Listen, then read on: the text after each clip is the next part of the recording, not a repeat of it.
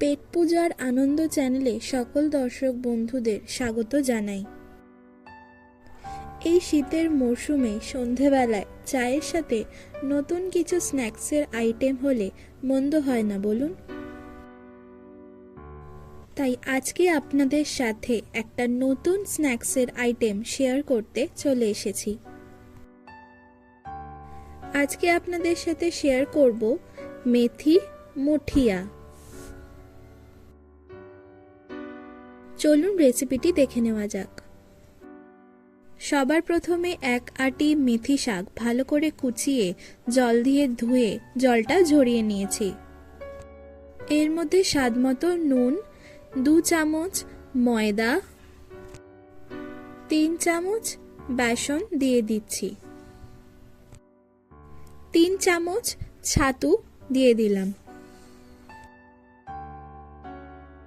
এরপর 1 চামচ সাদা তিল, 1/2 চামচ জোয়ান, 1 চামচ জিরে গুঁড়ো, 1/2 চামচ হলুদ গুঁড়ো, 1/2 চামচ শুকনো লঙ্কার গুঁড়ো এবং সামান্য গরম মশলার গুঁড়ো দিয়ে দিলাম।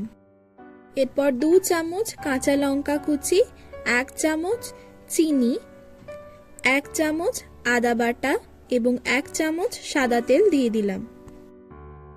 এরপর ভালো করে সমস্ত উপকরণ মিশিয়ে নেব।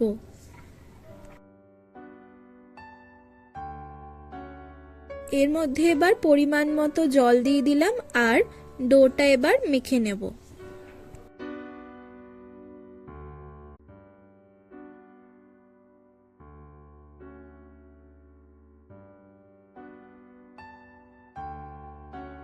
দেখতেই পাচ্ছেন এখন মাখা হয়ে গেছে। এবার আধ ঘন্টা চাপা দিয়ে ফ্রিজে রেখে দেব।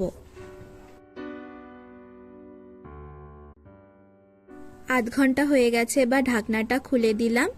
এবার এই ডোটা থেকে ছোট ছোট মুঠিয়া গড়ে ভেজে নেব। তার জন্য একটি কড়াই নিয়ে নিয়েছি আর এর মধ্যে পরিমাণ মতো সাদা তেল দিয়ে দিলাম। তেলটা ভালো করে গরম করে নেব। এরপর তেলের মধ্যে ওই ডোটা থেকে মুঠিয়া গড়ে এর মধ্যে দিয়ে দিচ্ছি আর ভালো করে ভেজে নেব। ভালো করে উল্টে পাল্টে ভেজে নেব। হালকা হালকা প্রেস করে দেখে নেবেন যে ভেতরটা যেন কাঁচা না থাকে।